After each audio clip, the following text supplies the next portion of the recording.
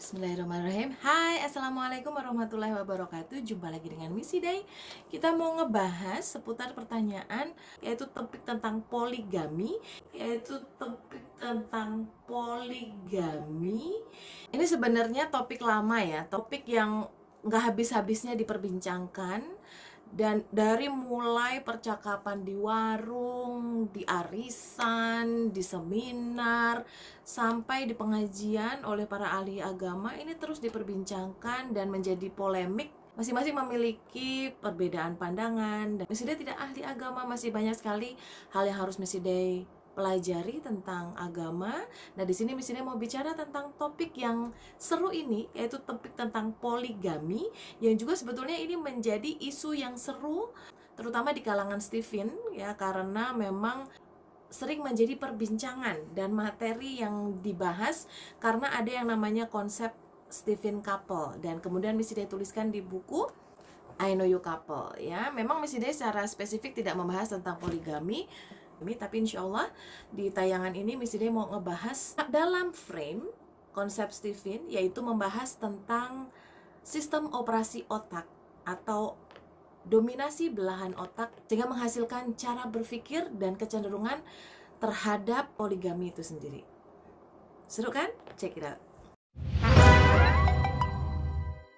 Latar belakang dari video ini dibuat adalah karena Missy Day menghadapi berbagai kasus tentang poligami tapi dengan klien-klien yang berbeda posisinya. Misal, ada klien perempuan yang dia adalah istri pertama yang kemudian suaminya berpoligami, atau dia adalah istri kedua atau kesekian dari suami yang berpoligami, atau juga ada laki-laki yang bertanya tentang poligami, pengen poligami dan sebagainya. Jadi Missy Day mencoba melihat dari berbagai sisi. Nah, ketika ada pertanyaan, menurut Missy Day, tipe apa sih yang paling berkecenderungan untuk berpoligami? Nah, ini teman-teman, Missy Day akan kembali kepada konsep dasar ya, bahwa konsep Stephen bicara tentang fenotip 100% sama dengan genetik 20% dan lingkungannya 80%. Artinya yang kita akan bahas di sini adalah genetika yang 20%. Apakah kemudian dia memutuskan untuk mengambil tindakan poligami atau tidak? Kemudian dia berpoligami dengan cara seperti apa? Itu adalah hasil dari fenotipnya. Artinya ada pengaruh dari lingkungannya juga untuk pengambilan keputusannya. Oke, nggak sabar banget ya. Oke, kita bahas satu persatu ya. Kita bahas dari pertanyaan laki-laki tipe apa yang paling berkecenderungan untuk berpoligami. Kita akan bicara tentang struktur otak, faktor-faktor yang berpengaruh di dalam otak tersebut sehingga menghasilkan cara berpikir yang membuat dia berkecenderungan atau tidak. Kalau ditanya, Missy Day laki-laki tipe apa yang pengen poligami? Kalau sepanjang pengalaman Missy Day bercengkrama, mendengar, kayaknya semua tipe bisa ya. Karena kalau dilihat Missy Day bertemu dengan berbagai orang yang melakukan poligami, ada dari berbagai tipe tersebut. Artinya ada kecenderungannya. Dan sekali lagi ingat bahwa setiap manusia memiliki 5 belahan otak, dan di sini kita akan melihat satu dari belahan otak tersebut yang dominan. Nah, kalau dilihat dari cara kerja otaknya, di mana ada otak neokortex, yaitu neokortex kiri itu menjadi dominasinya tipe thinking, lalu neokortex kanan itu menjadi dominasinya tipe intuiting, dan kemudian ada otak limbik. Limbik kiri itu adalah dominasi tipe sensing, limbik kanan adalah dominasi tipe feeling, lalu kemudian ada otak tengah yang itu adalah dominasinya tipe insting. Nah, kalau melihat dari sistem otaknya, maka kemungkinan yang lebih berkecenderungan adalah mereka-mereka yang berada di limbik dan otak tengah. Besarannya adalah ini ceteris paribus ya, artinya ini dianggap sama semua, artinya tidak ada pengaruh yang lain, maka yang lebih berkecenderungan adalah tipe feeling, sensing, dan juga insting.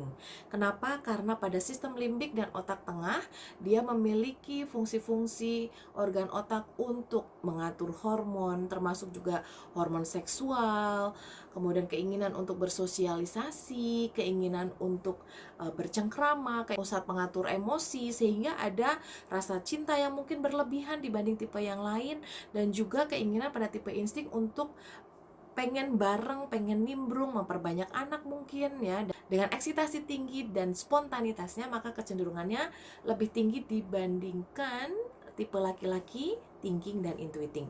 Kenapa? Karena di otak neokorteks kecenderungannya lebih berfokus kepada intelijensi, wawasan, kualitas kehidupan. Nah, makanya untuk sosialisasi pada tipe thinking dan intuiting cenderung bukan menjadi fokus utama.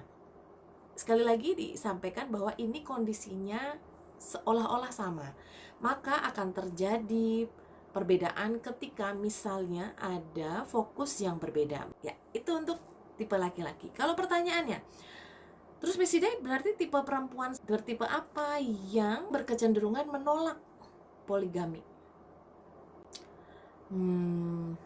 Kalau dari hasil perbincangan dengan begitu banyak teman-teman perempuan, kayaknya semua tipe menolak ya. Kayaknya nggak ada gitu yang mengajukan diri, kayaknya aku aja deh yang dipoligami gitu. Rasanya naturally hampir tidak ada yang seperti itu. Nah, kecuali ketika Miss Ida menemukan beberapa teman-teman yang ini juga jadi bahan opini Miss Ida ya, pendapat Miss Ida yang akan Miss Ida sampaikan. Oke, kalau yang lebih berkecenderungan untuk menolak adalah kebalikan dari tipe laki-laki yang pengen poligami tadi. Artinya, tipe feeling, sensing, dan insting justru memiliki kecenderungan untuk menolak. Karena apa? Karena mereka juga memiliki emosi, memiliki nafsu untuk memiliki suaminya satu-satunya, tidak ingin diduakan. Terus bagaimana dengan perempuan thinking dan intuiting? Nah, ini kembali kepada cara berpikirnya.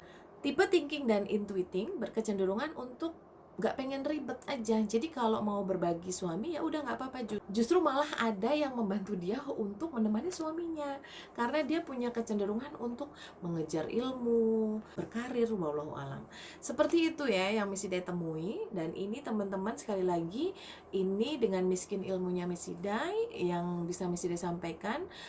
Benar atau tidak, wallahu alam, tapi ini yang Miss Ida coba telaah menggunakan cara berpikirnya. Kalau pada akhirnya kemudian ada keputusan untuk berpoligami, atau ada orang yang lebih rela dipoligami dengan tipe yang lain, insya Allah itu adalah pilihannya, dan mudah-mudahan itu adalah pilihan yang diberkahi oleh Allah menuju kebaikan. Karena hidup adalah pilihan, dan setiap pilihan ada konsekuensinya. Yang kita bicarakan di sini adalah di matra personality. Poligami itu bukan hal yang sederhana. Dia tidak lagi bisa bicara tentang personality. Bahkan menikah sendiri itu adalah sudah bicara tentang morality. Ada 2 tahapan setelah personality. Jadi alangkah indahnya ketika poligami, ibadah yang dicontohkan oleh Rasulullah SAW, dituliskan juga di dalam Al-Quran dengan syarat dan ketentuannya, dilakukan sudah di matra minimal morality sampai spirituality, sehingga tidak ada lagi keinginan akan personality atau hanya untuk menyakiti. Nauzubillah min dzalik. Wallahu alam, itu jawaban Miss Ida. Belum tentu benar, tapi kalau itu bisa membantu, alhamdulillah. I know you because I love you.